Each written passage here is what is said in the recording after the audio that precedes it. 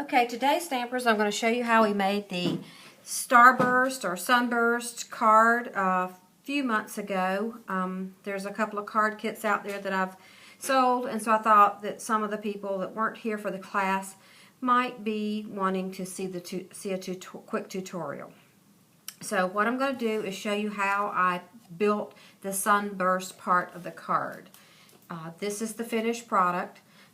This is the part that I'm going to show you how to do. The rest of it's just basic layering, but to give you an idea of how simple this part is to make. You can make up a bunch in different colors. It's a great thing to use your designer series paper scraps on. So let me get started here. What I've cut is a 1.5 inch piece of designer paper by 4 inches. This will be cut on the diagonal to give you your little Starburst pieces. So what I'm going to do is just put it in my trimmer, and this is going to always be the right angled part once it's cut. So if you are saying, oh, I'd like this piece to be my centerpiece, or I want this to be the top all the time, I would just make sure that that's the side you cut it on, because that's going to make your right angle pieces, and I'll show you the importance of that as soon as I cut this. So you're just going to cut it from corner to corner so that you end up with 2 triangular pieces, and of course they're going to be the reverse of each other like this, and it's going to make one right angled piece. One side is going to be a right angle and one side is going to be the 45-degree angle. Okay, and we're just going to mount these onto a piece of bond paper. You can use cardstock, but that's really a waste.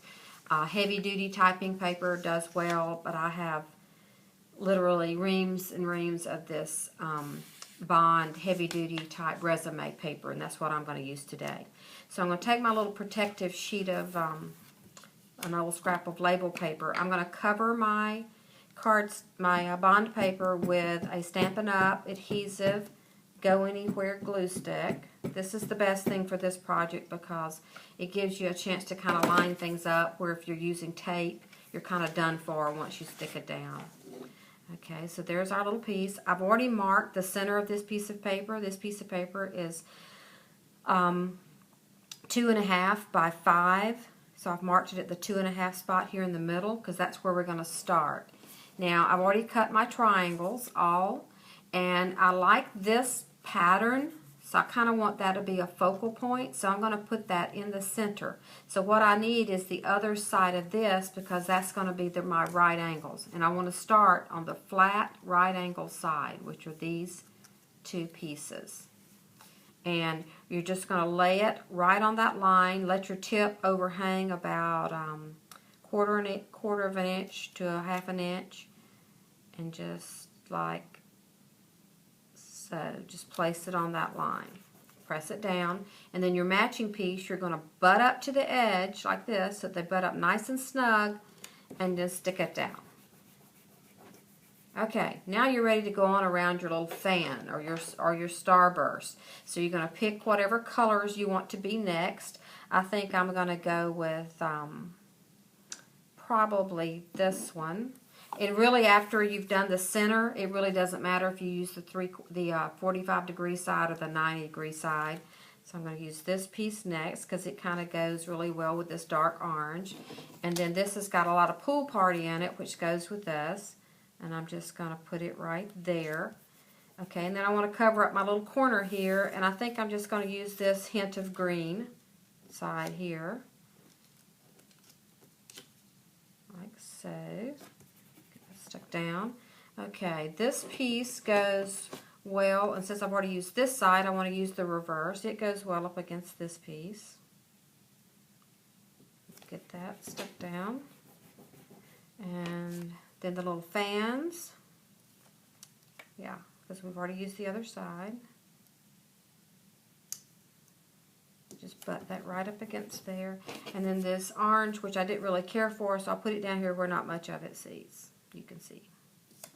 Okay, now that I got that all pressed down, you can use your bone folder to make sure you don't have any bubbles and make sure everything's stuck really well. And then you're just going to turn it over, and you're going to take your scissors And you're just going to trim off. You can see right there where that's not stuck really well. I'm going to put a little more sticky there. I must not have got all the way to the corner. Put my piece back down. Okay, we want to make sure it's stuck on all the corners really well. Okay, and then you're just going to take your scissors and you're just going to trim it off even with the bond paper.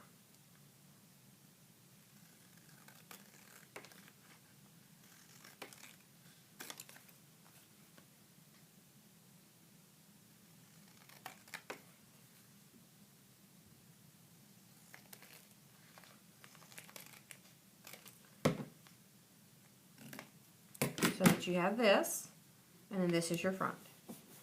Give your glue time to dry some before you start sticking it down on your project, because you don't want to pull up any corners. You want to make sure that it stays nice and stuck down so that it's almost like a piece of homemade designer paper that you've made to fit your project.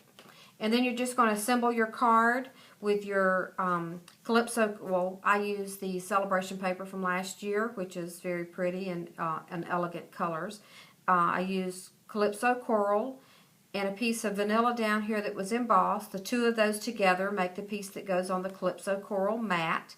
Then that is matted on top of a piece of vanilla, and then it's adhered to the front of the card.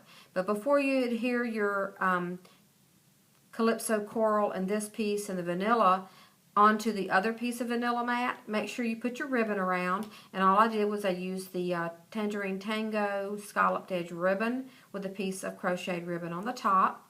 Use the framelits die to cut these two pieces. This one is embossed with the little frames embossing folders, the little bitty ones. And then we stamped it with the perfect punches in the middle and put some pearls on there for beauty. So this is how you make the Sunburst. It's easy to do. You can sit down and just play with your scraps and come up with some nice Sunbursts just to put aside and have in your scrap box. And then when you're ready to do a card, you just reach in there, grab it, and you're ready to do one half card. Enjoy!